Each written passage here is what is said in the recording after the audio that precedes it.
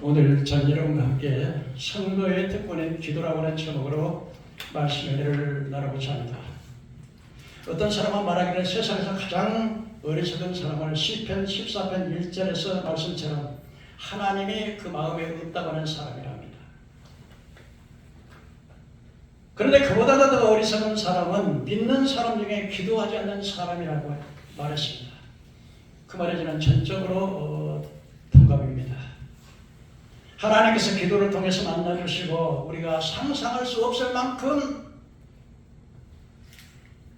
많은 것을 주시겠다고 약속하셨는데도 그 많은 축복을 기도하지 않음으로 놓치고 잃어버리게 되기 때문인 것입니다.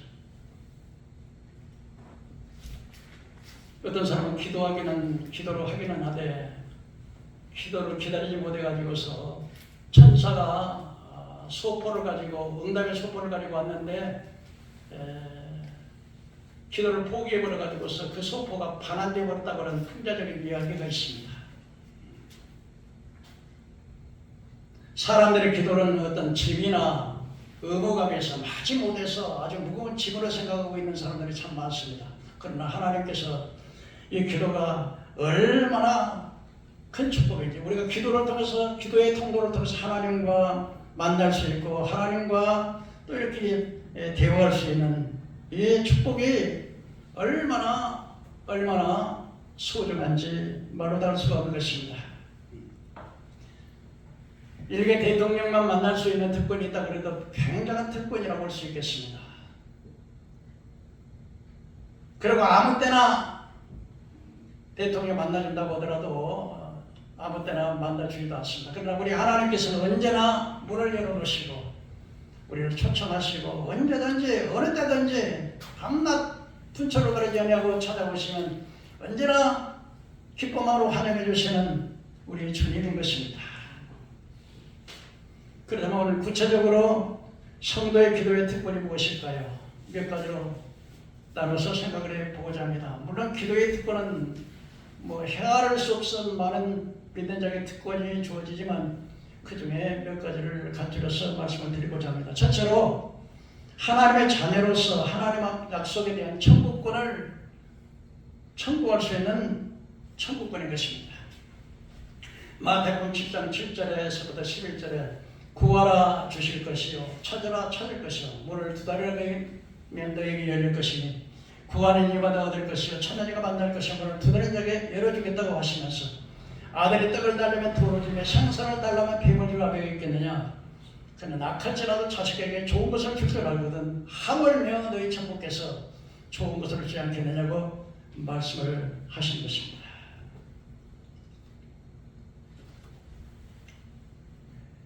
우리는 하나님께 구하지 않기 때문에 할 수 없이 많은 것을,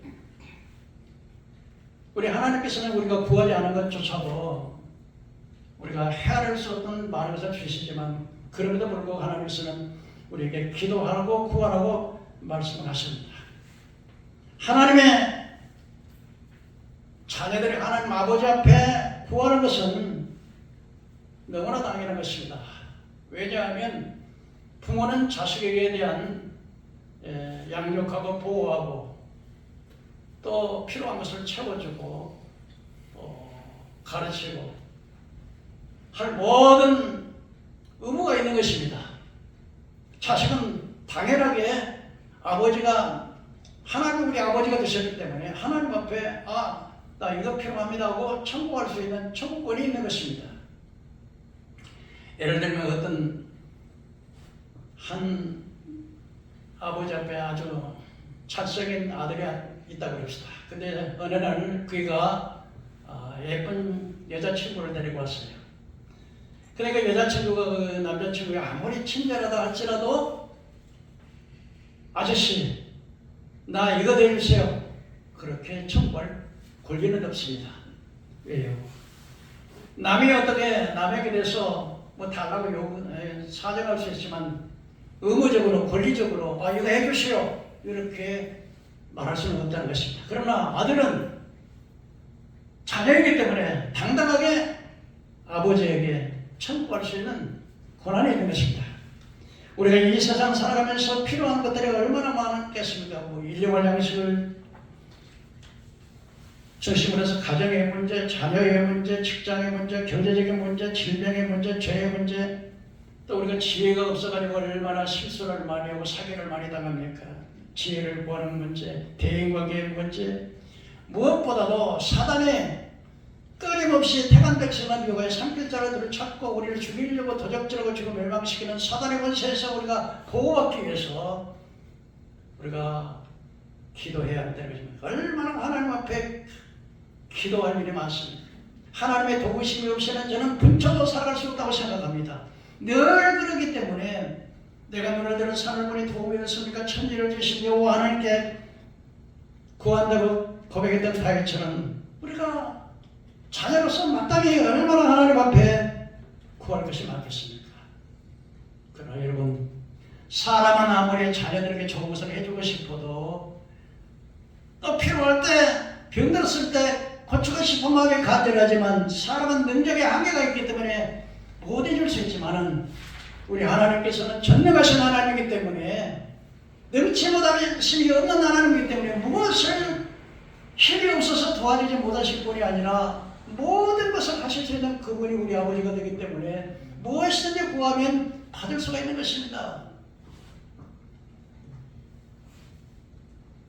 로마서 8장 20절에 아들을 아끼지 않고 내어주신 이가 아들과 함께 무엇을 주시지 않겠느냐고 우리가 이렇게 말씀을 하시는 거예요. 하나님께서 우리에게 주시기를 원하시는 것입니다. 하나님께서는 하나밖에 없는 독생자 외아들을 죄와 저주와 사망의 권세와 사단의 권세에서 놓여있는 우리를 구원하시기 위해서 하나밖에 없는 외아들까지 주셨는데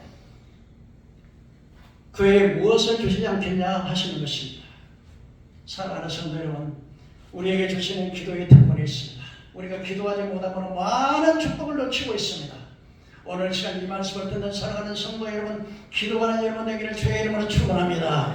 둘째로 기도는 전능하신 하나님의 팔을 움직이는 것입니다. 하나님의 능치 못하심이 없으신 하나님이십니다. 모세가 기도할 때 홍해가 갈라졌습니다. 여호수아가 기도할 때 아모리 사람들과 기도하고 전쟁을 할 때 태양아 기고한 산에 머물러라, 달아 아야론 골짜기에 머물러라. 그렇게 기도하니까 세상의 태양이 멈춰서고 달이 아야론 골짜기에 서서 기고한 골짜기에 서서 아모리 사람들 그 적군이 다 멸하기까지 온종일 태양이 내려가지를 않았다는, 해가 지지를 않았다는 겁니다. 이걸 야살의 책에 기록했는데 이런 기적의 기도를 전에도 없었고 후에도 없는 태양을 멈추게 하시고 달을 아야는 골짜기에 멈추게 하시는 전능하신 하나님이십니다. 엘리야는 우리가 성경 같은 자는데 3년 6개월 동안 엘리야가 하늘문을 닫아가지고 비가 오지 않게 기도하니까 3년 6개월 동안 비가 오지 않았습니다. 또 엘리야가 3년 6개월 동안 가물음에 마른 땅에 모든 소식과 다 죽어가는데 3년 6개월 동안 가물었던 땅에 엘리야가 기도하니까 하늘문이 열리고 비가 쏟아지고 초목이 소생하고 많은 수확을 거둘 수 있다고 성경은 말하고 있습니다. 하나님은 기도하는 사람에게 전능하신 하나님이기 때문에 어떠한 기도를 드리든지 능치 못함이 없는 하나님께서 그 기도에 응답해 주시는 것입니다. 엘리사의 때에 아람의 군대가 계속해서 이스라엘을 쳐왔습니다. 그런데 그 강대한 아람의 군대가 이스라엘을 이기지 못합니다. 침략을 할 때마다 실패를 하고 또 이쪽에서 공격을 하겠다 그러면 이쪽에서 딱 막아버리고 저쪽에서 오겠다면 이쪽에 막아버리고 그래가지고 아람의 장관이 신하들을 불러놓고 이야기했습니다. 우리 가운데 첩자가 있지 않느냐, 우리 가운데 이렇게 비밀이 다 새나가는 것은 우리 가운데 간첩이 있기 때문이 아니냐. 그때는 그들이 말했습니다. 아닙니다. 이스라엘은 엘리사라고 하는 그 선지자가 있는데 왕이 침상에서 일어나는 모든 일까지 다 보고 하나님이 알려주심으로 오늘 이쪽에서 이렇게 하면 이렇게 대책을 하시고 그 오는 경로를 다 익혀주기 때문에 엘리사를 잡기 전에는 결단코 우리가 신경을 돌릴 수가 없습니다. 그랬더니 그러냐. 그래가지고서 그 엘리사가 어디 있는가 보라 했더니 도단성에 있다는 정보를 얻게 되었습니다. 그런데 그 군대를 이끌어서 이제는 마병을 이끌고 이 도단성은 엘리사를 잡기 위해서 첩첩하게 포위를 했습니다. 그때 엘리사를 수장들고 있던 청년이 그 광경을 보고서 엘리사에게 와서 엘리사님 선지자는 큰일 났습니다. 우리가 완전히 아람 군대에게 포위가 됐습니다. 그때 엘리사는 하나님께 기도했을 때 하늘의 불말과 불병거가 그야말로 큰 성이 가득하게 찬 것을 엘리사는 보고 있었습니다. 근데 그 청년은 자기 못 보니까 하늘의 불말과 불병거 하나님의 군대를 보지 못하고 자기 이 도단성을 둘러싸고 있는 아람의 군대만 보기 때문에 두려움에 떨고 있을 때 엘리사가 기록했습니다. 하나님 이 청년에게 눈을 열어서 영적인 세계를 보게 하옵소서. 눈을 열어보니까 하늘에서 불말과 불병거가 저 아람의 군대에 배고 있는 사단의 군대를 치기 위하여 가득히 둘러 있어서 엘리사가 말하기를 우리와 함께하는 자가 저들과 함께하는 자들보다 많다 그랬습니다. 네, 아람의 군대가 공격에 왔습니다. 그때 엘리사가 딱 한마디로 하나님이여 저들의 눈을 어둡게 하옵소서. 그럴 때는 아람의 군대가 뭐 창과 칼을 가지고 뭐 활을 가지고 공격했지만은 눈이 안 보이니까 이렇게 어디. 그래서 엘리사가 따라오라게 해가지고 그를 인도해가지고 잔치를 베풀어가지고 그 군인들이 말했습니다. 이들을 전부 죽일까요? 아니다. 칼과 창으로 잡은 자들도 아닌데 음식을 먹여가지고서 배고기 대접해서 보내라. 그래서 그 아람의 군대가 엘리사를 잡기 위해서 왔다가 눈이 멀어가지고서 엘리사의 시키는 대로 와가지고서는 잔치를 베풀고 먹여서 보내니까 그 다음에 다시 엘리사가 있을 때는 아람의 군대가 이스라엘을 감히 공격하지 못했다고는 말씀이 성경에 기록이 되어 있는 것입니다.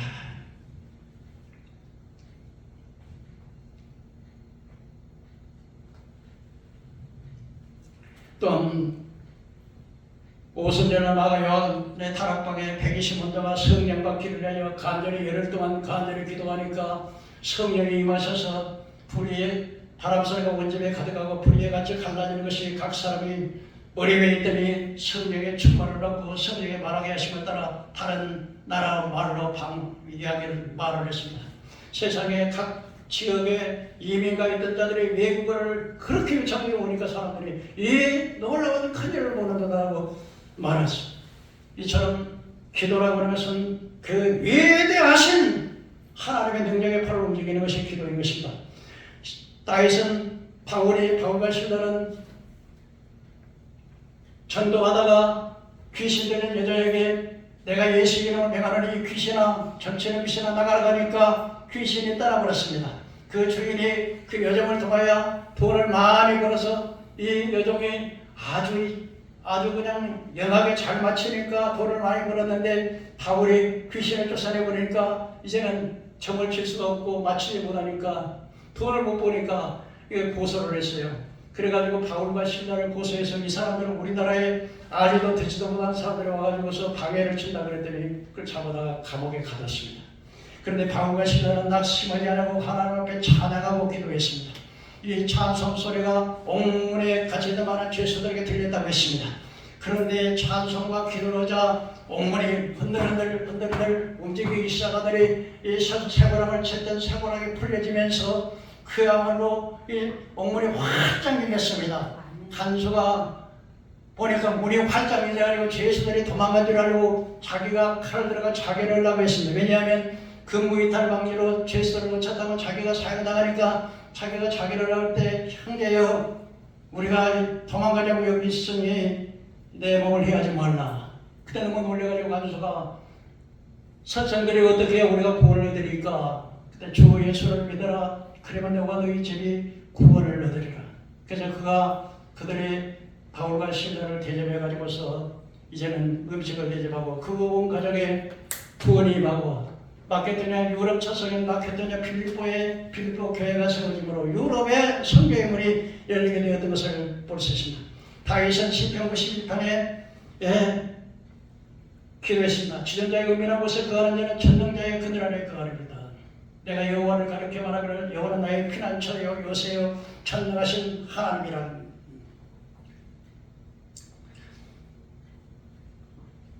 이는 그가 너를 제 사랑꾼이 올무에서와 극한 전염병에서 건지실 것입니다. 그의 진실한 방패와 성방패가 되나니 천인의 내 앞에서 낮에 흐르는 설과 어두울 때 밤에 찾아오는 공포와 어두울 때 퍼지는 전염병과 밝을 때 찾아오는 재앙을 두려워하지 아니하리라 했습니다. 내가 말하기를 여호와는 나의 피난처시라 하고 지존자로 나의 거처를 삼아서 화가 내게 미치지 못하며 재앙이 내 장막에 머물지 못하리로다. 내가 사자와 독사를 밟으며 젊은 사자와 뱀을 밟는 누르리로다. 하나님이 이르시되 내가 그에게 응답하리라. 그들이 환난 당할 때 그들과 함께 그를 건지고 그를 영화롭게 하리라. 내가 장수함으로 그를 만족케 하리라고 말씀했습니다. 시편 18편 19절에 내가 주를 위해서 척지에 달리며 주를 위하여 담을 뛰어넘는다고 말했습니다. 여러분, 다윗이라고 하는 사람이 전쟁터를 누비면서 그야말로 수많은 전쟁터를 누비면서 가는 곳마다 백전백승을 했습니다. 화살이 막 매진하고 매복을 하고 있던 적군들이 막 숨어가지고 화살을 쏘아대는데 그 비오더라는 화살을 어떻게 피할 수가 있겠습니까?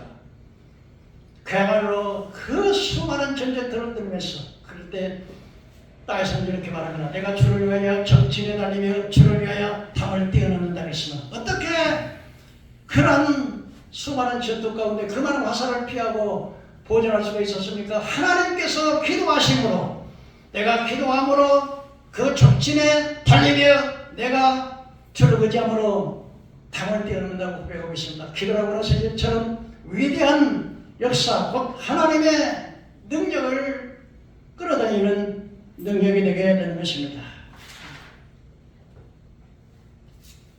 우리나라 역사를 보면은 이 반만년 5천년의 역사를 가지고 있습니다.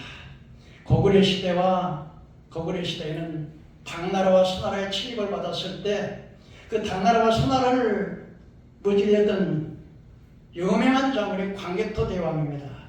100년에 한 명 나올 동안 유명한 장군이었습니다. 그러면 강감찬 장군, 을지무덕 장군, 영계소문 장군들이 중국을 만주까지 우리나라의 영토를 넓혔습니다. 그러나 그 이후로 항상 중국의 지배를 받았습니다. 원나라, 청나라, 명나라, 청나라 항상 국권을 잃고 모든 그 중국을 삼국으로 섬겼습니다. 심지어는 세자도 왕도 내 마음대로 세울 수 없고 언제나 중국의 허락을 받아야만 했었습니다. 그렇게 삼국으로 섬겼던 그 중국은 끊임없이 세금을 약탈하고 젊은 여자들을 갖다 상납아들로 바치게 하고 신하들을 포로로 잡아가고 담모로 잡아가고 그렇게 중국을 섬겼었습니다. 이처럼 우리나라는 이렇게 반만년 5천년 역사 가운데 거의 주변의 강대국에서 지배를 받는 그런 나라였습니다. 1936년 식민 통치를 비롯해서 6.25 전적으로 그것도 남북이 분단되어 있었습니다. 차원도 없고 영토도 없고 빈약하고 강대국에 둘러싸이는 이러한 민족이 복음을 믿고 기도를 하는 국민이 되었습니다. 80년도 중반기에는 삼각산이나 태백산 기도원, 하늘산 기도원, 갈멜산 기도원에 사람들이 집에서 교회에서 잠을 자지 않고 산에 올라가가지고서 기도 소리가 천지를 시동했었습니다. 이렇게 하나님께서 압박과 서름과 가난과 빈곤 속에서 비참한 생활을 했던 이 나라의 민족 조선 땅이 그렇게 기도를 많이 해서 60년도 후반때부터 그렇게 많은 기도를 철야기도, 새벽기도, 금식기도, 그야말로 그 기도하는 이 민족의 기도를 하나님이 들으셨습니다. 그래서 마치 하나님께서는 이승만 대통령 같은 위대한 애국자를 보내셨습니다. 그는 대통령으로 대한민국을 세웠습니다. 그리고 토지개혁을 해가지고서 옛날에 봉건주의자들, 그냥 신하들과 양반들만 토지를, 대토지를 소유하고 국민들, 평민들은 전부 다 그걸 연재답으로 세를 해가지고 그렇게 농사를 짓다 보니까 평생에 간신히 입에 풀칠만한 재산을 갖지 못했는데 토지개혁을 통해서 이제는 얼마든지 이제 토지를 갖다가 이농을 받아가지고 이제 봉건주의 지교들에게 토지를 갖다가 받아가지고 농사를 지면서 어느 정도 빚을 갚으면 갚을 때마다 그것을 자기 소유로 해가지고서 자기 소유를 만들어가지고 비로소 이 조선 땅이, 이 대한민국 땅에 비로소 자기의 소유권을 가질 수 있게 했습니다. 뿐만 아니라 자유민주주의를 통하여 이제는 헌법을 만들고 자유민주주의를 통해서 그리고 이제는 경제적으로는 이제 시장 경제를 일으켜가지고 이렇게 나라를 부강하게 만들고 기독교 입공론이라고 하는 이렇게 해서 이 위대한 이승만 대통령을 통해서 무엇보다도 남북이 분열되어 있을 때 그야말로 주변에 강대국들만 있는데 저 미국의 한미우호적을 맺음으로 인해서 미군이 이 대한민국에 75년 이상 주둔해 있으므로 주변 국가의 침략이 두려워하지 않고 경제적인 성장만 가져왔기 때문에 이 나라가 이렇게 발전할 수 있었던 것입니다. 정말 뿐만 아니라 이 우리나라에 100년에 한 명 나올 듯만 위대한 사람 삼선의 이병철 씨, 그리고 그래서 우리나라는 임진왜란 이후에 300년간 퇴락을 거듭해 왔었습니다. 무려 300년간 71년하게 망해가던 이 나라에 완전히 쓰레기에 장미꽃이 폈습니다. 우리는 유일하게 이 쓰레기통에서 장미꽃이 피듯이 일어나서 먼저 소중한 불씨가 꺼지지 않고 있었던 것입니다. 그것이 바로 1910년에 2월 12일 날 이병철 씨가 이 땅에 태어난 것입니다. 이 이야기가 장차 세계적인 전자왕국을 만들어 어마어마한 국부를 창출하게 될지 누가 알았겠습니까?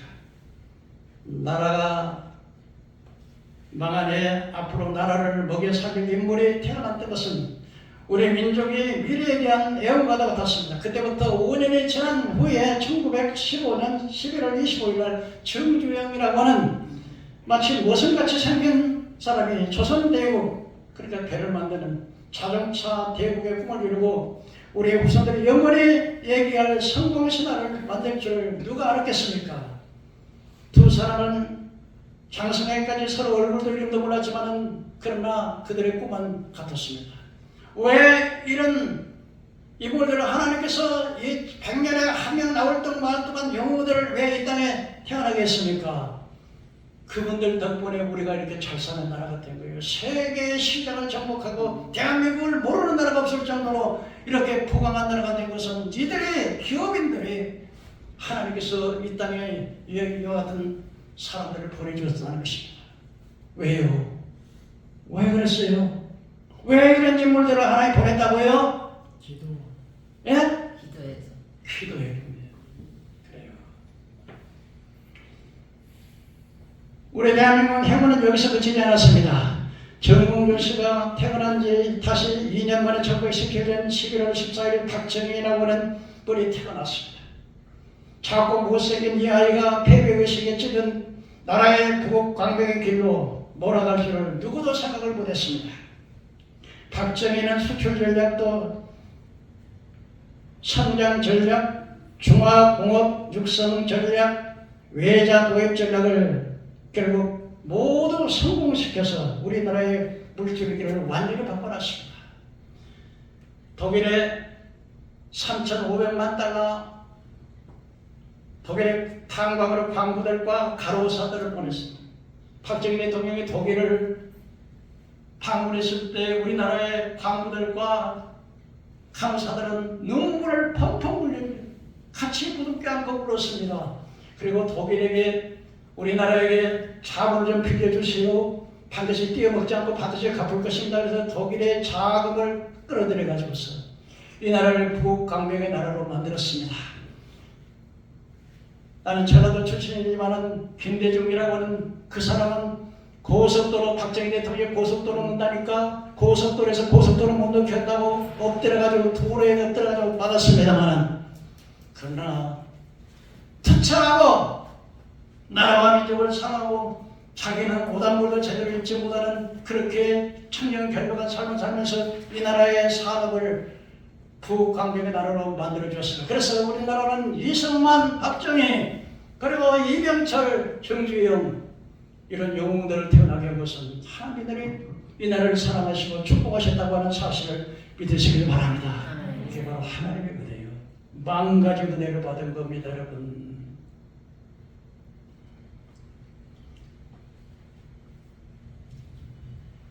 제가 김길복 집사님의 그 전도 간증을 좀 하겠습니다. 김길복 집사님은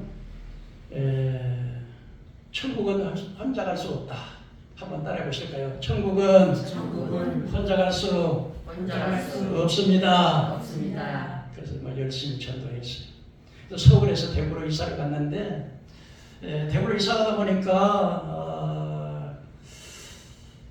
낯설기도 하고 빨리 그 낯선 곳에 적응하기도 하고 길도 서툴고 그래가지고서 매일 하는 일이 교회 가서 기도하는 일이었습니다. 근데 목사님께서 이제 신방을 하는 일을 맡겼습니다. 그런데 이 김길복 집사님하고 짝꿍이 있어서 두 사람이 같이 꼭 신방을 다녔는데 그날따라서 그 짝꿍이 서울에 볼 일이 있어서 볼일을 갔다 갔습니다. 근데 그 동북교회 목사님이 이제 그 김길복 집사님에게 오늘 신방을 하라고 연락이 왔습니다. 그래서 신방도 잘 안 해봤는데 그래가지고서 이제 처음에 나무 집에 가가지고 대문에 배를 누르는 게 좀 떨리기도 하고 그래서 배를 눌렀습니다. 그랬더니 그게 아주 젊으신 남자분이 나왔습니다. 어쩐 일이요? 무엇 때문에 오셨는지요? 그랬더니 이 동북교회에서 신방을 좀 나왔습니다. 우리 동생 지금 학교에 출근했는데요. 그리고 이제 문을 닫으려고 하니까 다름이 아니고 오늘 이 집에 신방을 해서 좀 드릴 말씀이 있으니까 식구들에게 드릴 말씀이 있으니까 그랬더니 그러면 들어오이소. 들어왔는데 이제 딱 젊은 남자 혼자만 있으니까 참 어떻게 처신을 해야 될지 참 망망하기도 했습니다.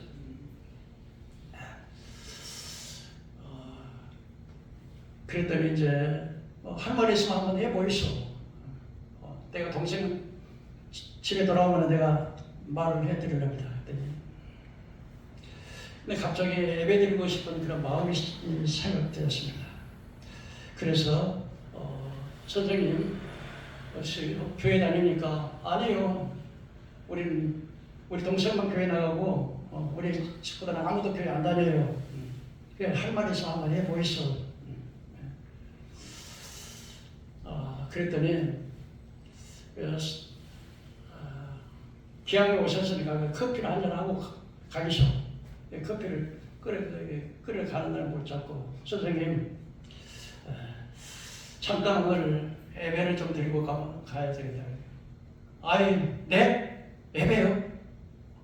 우린 그 필요 없어요. 난 예수도 안 믿고 교회도 안 나가니까 예배 필요 없어요. 그랬더니 이분이 말하기를 선생님, 우리 목사님께서 오늘 예배를 드리고 그 예배를 드렸다는 그 말씀을 드려야 되기 때문에 예배를 드리는 게 좀 도와주세요. 그랬더니 그렇다면 예배 드리소. 선생님 감사합니다. 그런데 예배를 드리려면 먼저 예수님을 영접해야 하거든요. 복잡한 절차는 아니니까 주님부터 영접하고 예배를 드립시다. 어떻게 하면 됩니까? 제가 묻는 말에 아멘 하면 됩니다. 그래서 하나님은 하나님 사랑이시고 동시에 공의로우신 분이신데 예수 그리스도를 우리를 대신해서 죄사함 받게 하시려고 십자가에 달려 죽으시고 부활하셨습니다. 그 예수님을 우리가 인정하고 내 안에 주인으로 모셔드리면 천국 갈 수 있습니다.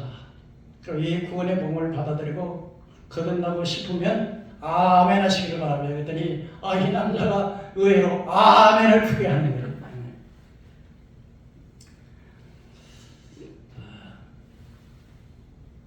그래서 찬송을 하나 불렀습니다. 그랬더니 재밌네요. 찬송 하나 더 합시다. 그랬더니 주일학교 때 배웠던 참 아름다워라 주님의 세계는 저 솔로 모네 오보라 더 고운 배가파. 참 재밌네요. 몇 번에 그래서 5번을 부르니까 이 양반이 내가 다 외웠다고 은근히 자기가 머리제가 좋다는 말을 좀 생각해보고 잘하고 싶어가지고 그래서 이번에는 성경을 읽었습니다. 요한복음 14장 6절에 예수께서 말씀하시기를 내가 곧 길이요 진리요 생명이니 나로 말미암지 않고는 나를 통하지 않고는 아버지께 올 자가 없느니라. 이 말씀도 계속 5번을 읽었습니다. 그래서 5번 그 참 좋은 말씀이네요. 내가 다 외웠어요. 5번에 머리가 좋다는 걸 은근히 좀 잘하고 싶었습니다. 그런데 나를 통하지 않고는 아버지께 올 자가 없다는 말이 무슨 말이에요? 그랬더니 예수를 안 믿으면 천국에 갈 수 없다는 말이에요. 그래요. 좋은 말씀이네요. 그런데 가만히 생각해보니까 이 젊은 남자가 천천 대낮에 집에 혼자 있다는 게 좀 이상해가지고 좀 기도를 하니까 하나님께서 이 사람에게 고시생이라고 하는 것을 가르쳐줬어요. 그래서 기도보다가 선생님 고시생이네요. 이번에 합격하겠네요. 그랬더니 깜짝 놀라가지고는 이 고시생이 예수 믿으면 정도 칩니까? 정을 치는 게 아니라 우리가 하나님 앞에 예수를 믿고 간절히 기도하면 하나님께서 이 사소한 것을 알려줍니다. 그래요. 그러면 좀 기도 좀 해주소. 그런데 내가 합격하겠습니까? 못하겠습니까? 그랬더니 그거는 우리는 알 수가 없고 주님만 아십니다. 선생님께서 예수를 믿고 결정을 하시고 교회 나와서 예수를 잘 믿으면 그리고 아멘 하고 기도를 받으시면 하나님께서 합격을 해 주실 것입니다. 그러나 만일에 선생님께서 교회를 안 나오고 예수를 안 믿으면 이거는 이 불교에서 그냥 이름 석자만 써놓고 거기서 비는 것이 아니고 하나님께 나와서 간절히 기도하고 믿음으로 살면 하나님께서 이루어 주십니다. 그런데 만일에 우리 선생님께서 이번에 예수를 안 믿는다고 아멘을 안 하고 예수 교회를 안 나가면 하나님께서 합격하지 못할 것입니다. 이렇게 벌써 딱 아유 나 예수 믿어요. 예수 믿겠습니다. 아멘 아멘 아멘. 그래서 등록 카드를 딱 작성을 했습니다. 그때 마침 이제 시장에 나갔던 그 고시생 부인이 들어왔습니다. 들어왔더니 들어오자마자 당신도 이 집사님이 교회 집사님 동생이 다니는 집사님이라 그러는데 내가 가만히 들어보니까 꼭 이치에 맞는 말씀 안 하시고 또 내가 고시생인 것도 알아맞혔어. 그러니까 우리가 교회 나와서 예수를 믿는다고 아멘하고 교회 나오다가 등록을 하면 합격하라고 그렇지 않으면 그냥 불합격한다니까 당신도 아멘해 아멘 아멘 아멘. 그 부인도 이제 아멘을 시키고 이제 영접 기도를 드리고, 그런데 기도를 딱 해보니까는 아유 사모님 배에 아들을 안 하셨네요. 그가 넘어졌고, 응? 그 부인이 그런 거예요. 구남매의 장남으로 태어나가지고 딱만 셋 낳았는데, 근데 남편 보기도 미안해가지고 이번에 아들인지 딸인지 병원에 가서 물어봤더니 이번에는 아들이라 하던데 어떻게 교회에 다녀가지고 그것까지 다 알아냐니까 예수만 잘 믿고 이렇게 기도하면 하나님께서 알려주시기 때문에 합니다. 그랬더니 막 둘이 좋아가지고 막 펄쩍펄쩍 뛰는 거야. 세상에 그냥 고시생으로 해가지고 이제 아들 딸들 이렇게 집에서 하면서 그냥 고시 본다고 일도 안 하고 있으니까 민망하게 그지 없었었는데 이번에 학교 간다니까 얼마나 예수 믿겠다고 뭐 부인도 안 예수 믿겠다고 이렇게 했습니다.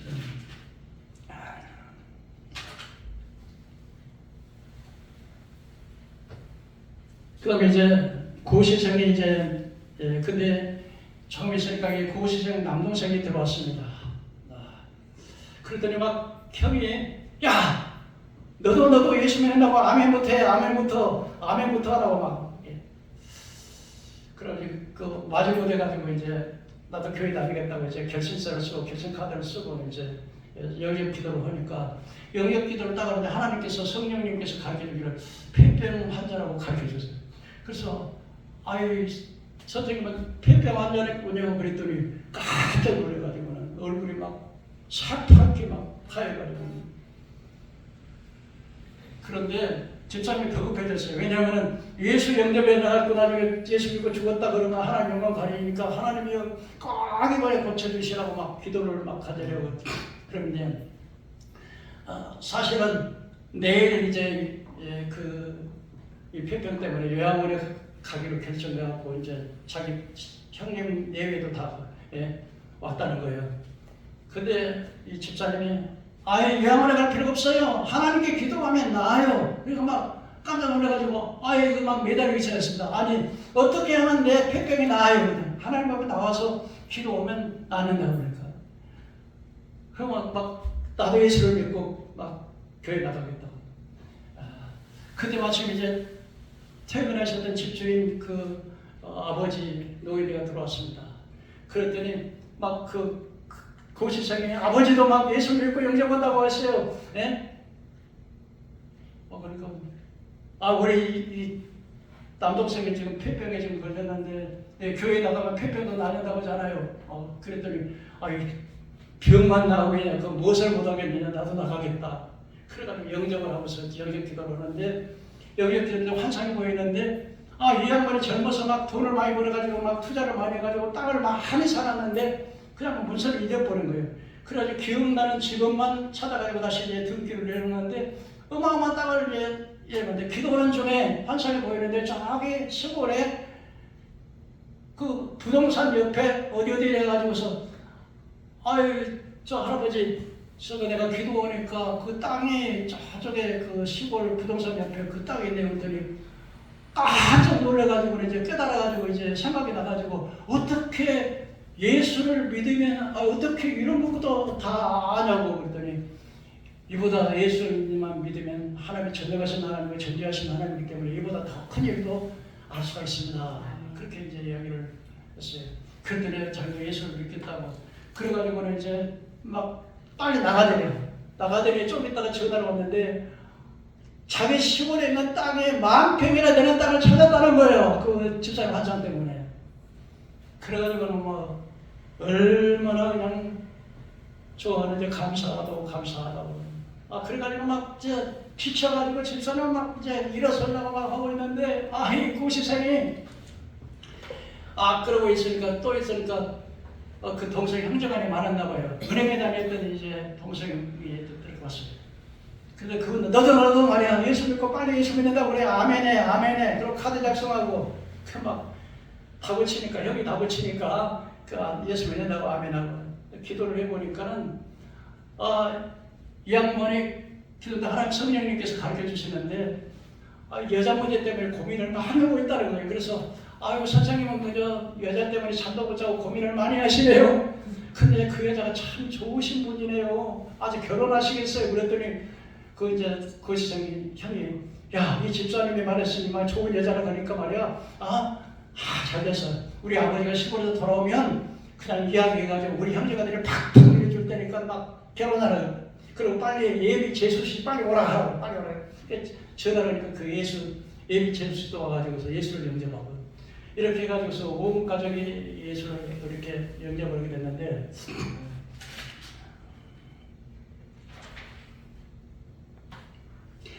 이제 지체도 막 그냥 두 형제를 이렇게 결심시켜가지고 예수 믿게 만드니까 막 피곤하고 지쳐가지고 막 하고 있는데 그 세상님은 남의 입장은 생각도 안 하고 또 친구에게 친구야 급한 일 있으니까 빨리 와봐 그래가지고 막 친구한테 전화하니까 무슨 일인가 해가지고 딱 왔는데 나도 예수 믿었어. 너는 그러니까 예수 믿는다고 빨리 결심하고 아멘해 하니까 친한 친구니까 예수 믿는다고 아멘하고 이렇게 했어.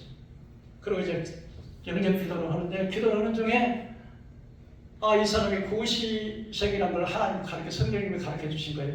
그 선생님은 지금 고시를 준비하고 있는데 이번에 합격하겠네요.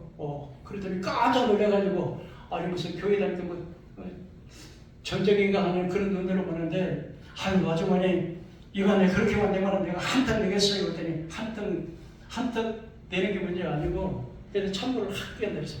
그런데 선생님 좀 친구가 말해가지고서 친구가 말하니까 친구 앞에서 믿겠다고 하고 같이 결심 카드도 하고 이제는 영접 기도까지 했는데 만일에 예수를 믿는다고 해놓고 양차같이 교회를 안 믿고 안 나와서 예수 안 믿으면 맞짱 꽝이에요. 그랬더니 나 예수 믿겠다고 막 그리고 자기 막 부인한테 막 빨리 오라고 막 또 저는 당신도 아멘 하라고 전화서에다 수학이 들어갔더니 아마 아멘 세 번 했는데 빨리 막 부인이 와서 그게 무슨 영문인지도 몰랐는데 당신이 말이야 이번에 내가 고시 학교 끝나면 가르쳐주자라고 친구에게 말도 안 했는데 이렇게 하는 거 보니까 그런데 우리가 예수를 안 믿으면 떨어진대 평생에 이제는 승진을 못할 줄 알아. 그랬더니 막 부인이 그 아멘 안 했어요. 아멘 하고 있는데 이렇게 해가지고서 온 식구가 다 예수를 믿게 되는데 그러면 수요일날 딱 갔는데 식구들 가서 3일날 갔다 왔는데 그 식구들 다 교회 다 왔대요.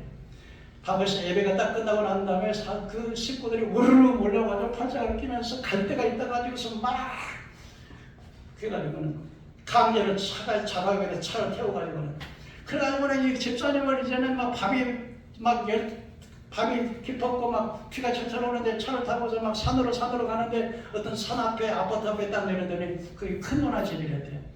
그런데 오자마자 그냥 그 고시생 남자가 막 누나도 막 예수 믿어 아멘해라고 그랬더니 막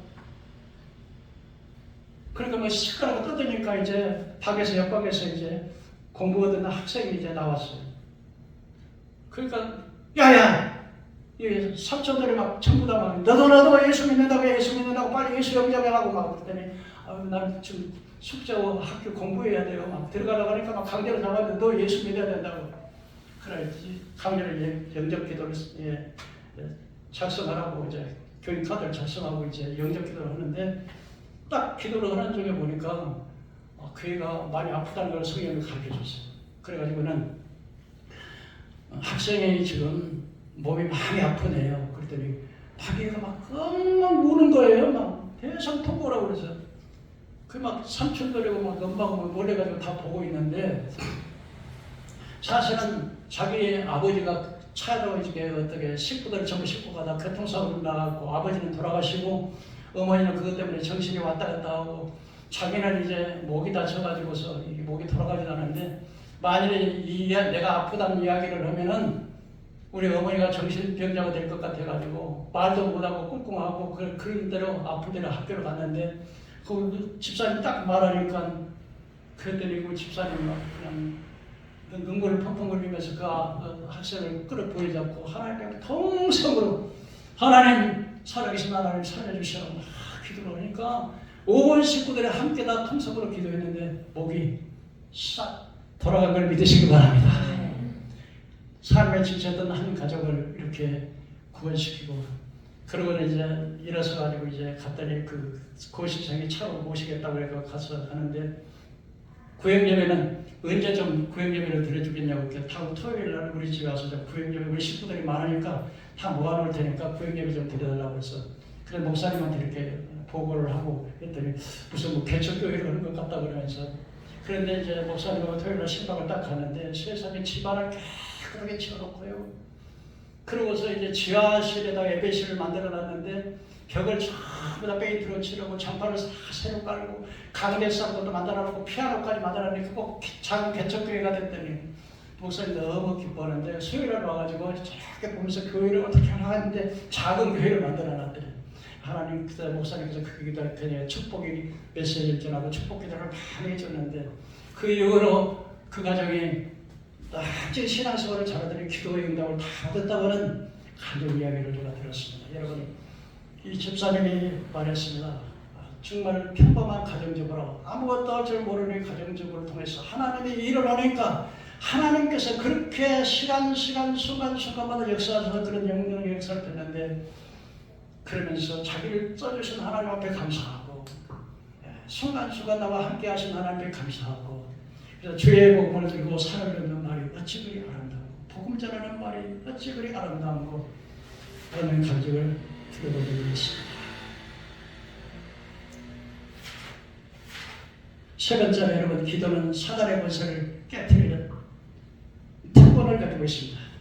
에베소 6장 10절에 우리의 시름은 혈육에 대한 것이나 정사와 권세가 등의 주관자들 하늘에 그런 악한 영들의 대함이라고 말하고 있습니다. 예수 안 믿는 사람들은 무조건 사단에게 지배를 받지만 예수 믿는 사람들은 예수 믿는 순간부터 영적 전쟁이 시작되는 거예요. 계속 사탄이 어떻게 가더니 교회 못 나가게 하고 어떻게 하더니 예수 못 믿게 하고 눈을 가리고 귀를 가리고 해서 예수 믿지 못하게. 왜? 사탄은요 자기는 지옥 갈 것 아니까 굉장히 질투심이 많아요. 사탄은. 그래서 우리 하나님 형상으로 징벌 받은 사람을 지옥으로 끌고 가려고 막 몸부림을 치고 노력을 하는 것입니다. 그래서 베드로전서 5장 8절에 그 전하라 깨어라 너희의 대적 마귀가 우는 사자같이 들어다니며 삼킬 사람들을 찾느니 너희는 믿음의 국가에 그를 대적하라.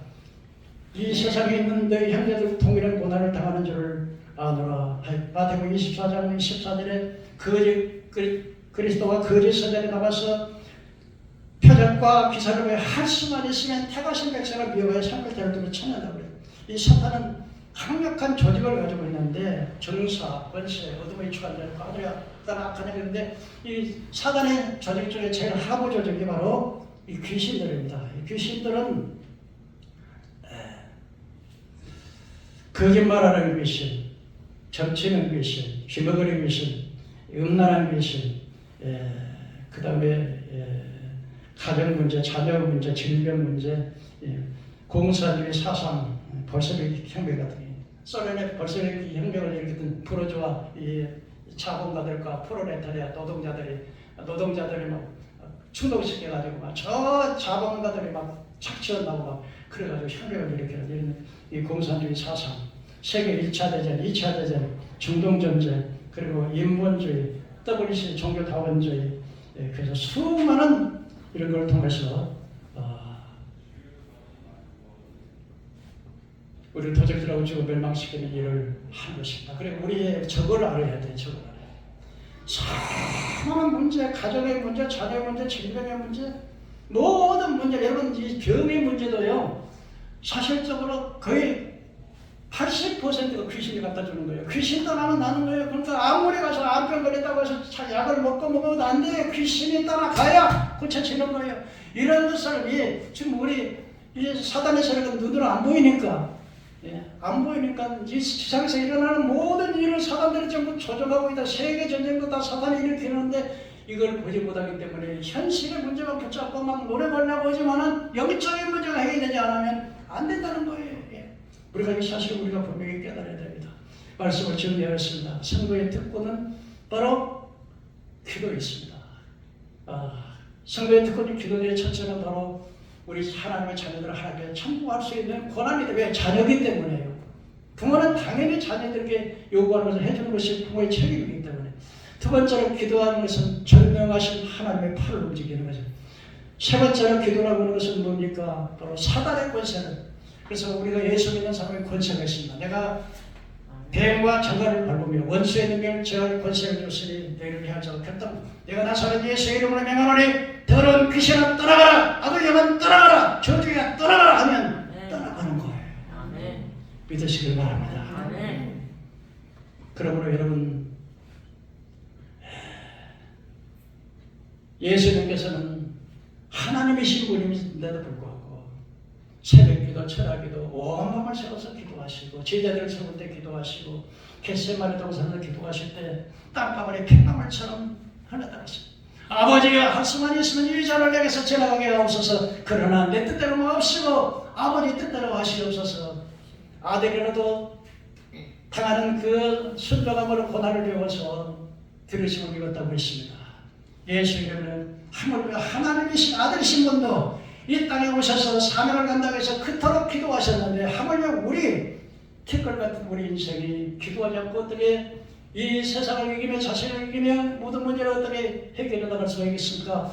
전능하신 아버지가 우리 아버지가 되시는 것입니다. 그러므로 사랑하는 성도 여러분, 오늘 이 예수님의 우리에게 주시는 기도의 특권을 깨달아서 여러분 기도해서 금세와 예수의 복받는 여러분 되기를 주의 이름으로 축원합니다. 아멘. 기도하시겠습니다.